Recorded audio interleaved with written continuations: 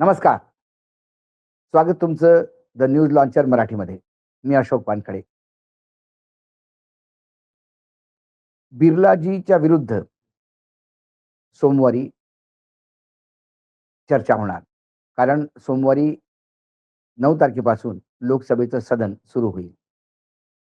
Budget session. मधात जी सुट्टी होती त्या सुट्टीनंतर.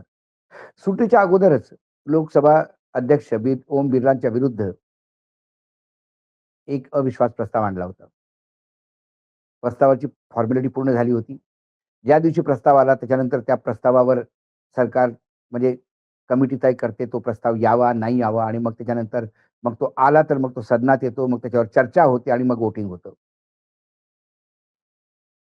ओम बिर्लाच्या विरुद्ध जेव्हा अविश्वास प्रस्ताव आला तेव्हा टी-एम-सीनी या प्रस्तावाशी आमचं काही घेणं-देणं नाही म्हणून स्वतःला दूर ठेवलं होतं.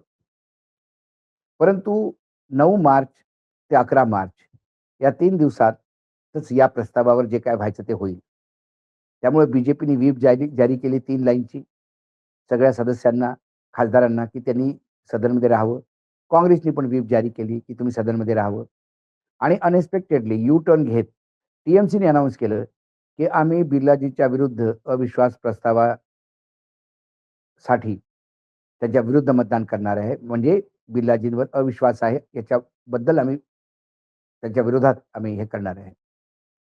तेव्हा त्यांच्या जे सूत्र आहेत त्यांचे म्हणजे त्यांच्या पार्टीचे वरिष्ठ नेते म्हणाले, की आम्हाला बिर्लाजींच्या विरुद्ध अविश्वास प्रस्ताव आणायचाच होता. परंतु आम्हाला वाटलं, की ते एक वेळ काळ पाहून यायला पाहिजे. म्हणून आम्ही त्यावेळेला चूप होतो. पण आम्ही बिलकुल इंडिया गठबंधनसोबत आहोत आणि आम्ही यामध्ये इंडिया गठबंधनच्या सोबत आम्ही वोट करणार म्हणजे बिर्लांच्या विरुद्ध वोट करणार. एकाएक इंडिया गठबंधनची जी टोटल होती त्यात पुन्हा 29 खासदार टी-एम-सीचे जोडले. टी-एम-सीचे खासदार जोडल्यानंतर सुद्धा प्रस्ताव पडत नाही. म्हणजे प्रस्ताव पडतो. माफ करा. बिर्लाजी स्पीकर राहतील. परंतु अविश्वास प्रस्ताव आणला कशासाठी जातो? जवाहरलाल नेहरूंच्या विरुद्ध जेव्हा अविश्वास प्रस्ताव आला, तेव्हा ते म्हणाले, की अविश्वास प्रस्तावाचं स्वागत केलं पाहिजे. कारण मधामधात जेव्हा अविश्वास प्रस्ताव येतात, त्यामध्ये तो पडतो, की तो पास होतो, की तो फेल होतो, ती गोष्ट वेगळी. सरकार पूर्ण बहुमत असल्यामुळे सरकारला फरक पडत नाही. परंतु या अविश्वास प्रस्ताव ज्यासाठी आणला जातो, त्यावर जेव्हा चर्चा होते, तेव्हा बऱ्याचशा गोष्टी सरकारला समजतात, की ते कुठं चुका करतात. विरोधी पक्ष त्यावेळेला सरकारच्या चुकांची एक मोठी यादी वाचून दाखवतो आणि सरकारला रेक्टिफाय करण्यासाठी स्वतःला सुधारण्याची एक संधी मिळते. त्यामुळे अविश्वास प्रस्ताव त्याला वाईट वाटून घ्यायचं नाही, त्याला चांगल्या पॉझिटिव्ह तरीकेने घ्यायला पाहिजे. बिर्लाजीच्या विरुद्ध अविश्वास प्रस्ताव येणार. मुख्य म्हणजे बिर्लाजी पक्षपातपूर्ण काम करतायत. बिर्लाजी विरोधी पक्षाला बोलू देत नाहीत. ते विरोधी पक्षांच्या कुठल्याही गोष्टीच्या पेक्षा सत्ता पक्षाला जास्त झुकतं माप देतात. कधी-कधी ते सत्ता पक्षासाठीच काम करतात का काय असं वाटायला लागतं. त्यांनी पहिल्याच सेशनच्या पहिल्या पिरियडमध्येच बजेट सेशनच्या 8 खासदारांना निलंबित केलं. असे बरेचसे आरोप बिर्लाजींवर आहेत. आणि बिर्लाजीच्या विरुद्ध जे आरोप आहेत, ते आरोप जनतेसाठी नवीन नाही. कारण आता लोकसभेचं प्रोसिडिंग लोकसभा टीव्हीवर लोकांना दिसतं. त्यामुळे बिर्लाजी कसे विरोधी पक्ष बोलायला लागले, की "no, no, no, no, sit down, sit down. नाही, it will go out of, it will go out of." हे लोकसभेने बिर्लाच्या पहिल्या कार्यकाळात आणि दुसऱ्या कार्यकाळात पण पाहिलं. कित्येक वेळा असं वाटायला लागतं, की ते कुठे आहेत? सत्ता पक्षासोबत आहेत, की स्पीकर निष्पक्षपणे काम करतायत? कारण स्पीकर पद हे निष्पक्ष आहे. एक वेळा तुम्ही स्पीकर होता तेव्हा मग कुठल्याही राज्य म्हणजे पार्टीचे पॉलिटिकल पार्टीचे मेंबर नसतात. ही गोष्ट वेगळी, की महाराष्ट्रात मागच्या जेव्हा मुंबईच्या म्युनिसिपल कॉर्पोरेशनची इलेक्शन होते, तेव्हा महाराष्ट्राचे लोकसभेचे स्पीकर नार्वेकर साहेब ते आपल्या पार्टीच्या लोकांसाठी जाऊन भांडणं करत होते. आणि मग त्या हरिभाऊ राठोड त्यासोबत इतके भांडले, की त्यांनी तिथेच फोन करून इलेक्शन पिरियडमध्ये स्पीकरनी पोलिसांना फोन करून त्यांची सिक्युरिटी काढा, असा आदेश दिला. हे स्पीकरचं काम नव्हे. स्पीकरने तिथं जायलाच नाही पाहिजे. कशासाठी जाणार स्पीकर? म्युनिसिपल कॉर्पोरेशनच्या इलेक्शनसाठी स्पीकरचं काय घेणं-देणं? पण आता दिल्लीपासून मुंबईपर्यंत सगळीकडेच परंपरा तुटतायत. तर बिर्लाजी कसे वागतात हे सगळ्या देशांनी पाहिलेलं आहे. जर कोणी एका सदस्याने बोलता-बोलता नोटबंदीचा विषय काढला, तर बिर्लाजी म्हणतो, की पुरानी बातों का जिक्र नहीं करो. मग तो खासदारच म्हणाला, टीएमसीचाच होता तो. तो म्हणाला, "क्या अध्यक्ष महोदय, आम्ही आता फक्त नोटबंदीचा काढला विषय, जो फक्त 10 वर्ष पुराणा आहे. 7-8 वर्ष पुराणा आहे, जुना आहे.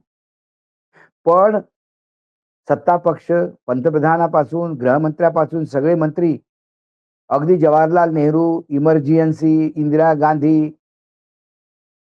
काश्मीर हे सगळे मुद्दे जेव्हा काढतात, तेव्हा तुम्हाला दिसत ऐकू येत नाही का?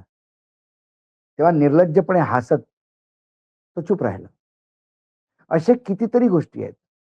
आता महिला सांसदांच्या बद्दल बोलताना 3 महिला खासदार वेलमध्ये गेल्या. त्याच्या अगोदर त्या बिर्लाकडे गेल्या, की निशिकांत दुबे नावाच्या खासदारांनी फारच वाह्यात गोष्टी केल्यात पार्लमेंटमध्ये, लोकसभेच्या सदनामध्ये. इंदिरा गांधी, जवाहरलाल नेहरू या सगळ्यांच्या बाबतीत. तर ते म्हणाले त्यांना, की खरोखरच ही फारच घाणेरडी गोष्ट अशी नको व्हायला. मी याच्यावर ॲक्शन घेतो, तुम्ही मला संध्याकाळी भेटा. ह्या पुन्हा जेव्हा संध्याकाळी त्यांना भेटायला गेल्या 3 खासदार, महिला खासदार, तेव्हा ते म्हणाले, की "नाही आता मी तर काही अजून केलेलं नाही आहे, पण मी सरकारला विचारतो त्याच्यावर काय करायचं?" त्या तिघी बिफरल्या.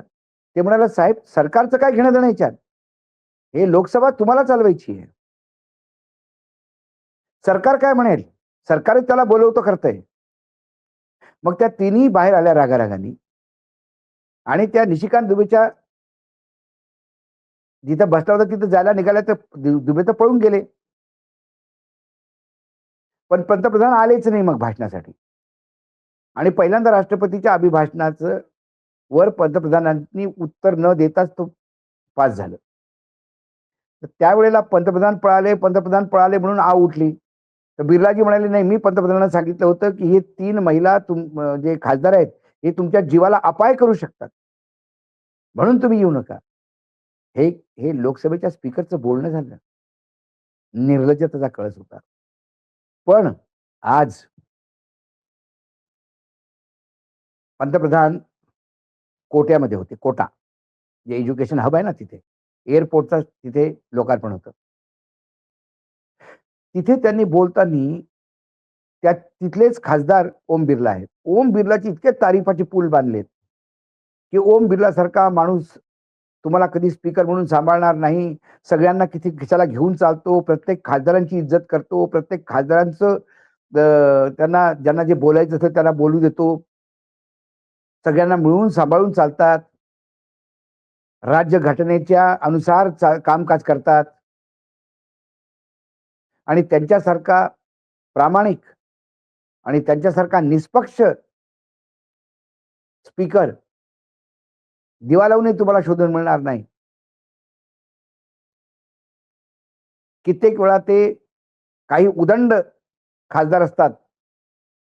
त्यांच्या शिवा पण खातात, त्यांचे बोल पण खातात, कडवे बोल पण खातात, पण नेहमी हसत असतात. हे पंतप्रधान म्हणाले. लोकसभा प्रोसिडिंग लोकसभा टीव्हीवर तुम्ही सगळेच पाहत असाल. आणि जे पाहत नसतील त्यांनी आता पाहावं बिर्ला आल्यावर. तेव्हा कळेल किती घाणेरडा प्रकार स्पीकरच्या नावावर चालतो.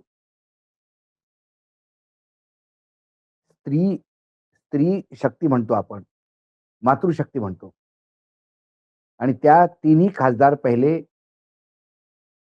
स्पीकरला रिक्वेस्ट करायला गेल्या होत्या. तेव्हा स्पीकरच म्हणाला, की आम्ही सरकारला विचारून करतो. मग त्या रागात त्या निशिकांत दुबेला जाब विचारायला गेल्या. निशिकांत पळून गेला. पंतप्रधान आले नाही आणि हे म्हणे आणि मग कोणीतरी जावाई शोध लावला, की म्हणे ती बाई दातांनी चावून पंतप्रधानांना मारलं असतं. प्रत्येक ठिकाणी स्पीकर सरकारला वाचवताना दिसतायत. ते बीजेपीचे स्पोक्स पर्सन बनूनच काम करतायत. हा अविश्वास प्रस्ताव त्यांच्या विरुद्ध पडणार.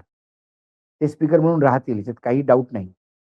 परंतु त्या चर्चेचं सगळं रेकॉर्ड येणाऱ्या पिढीला सांगेल, की ओम बिर्लाचा कार्यकाळ कसा काळ्या अक्षराने लिहिला गेला इतिहास, स्पीकरच्या इतिहासामध्ये.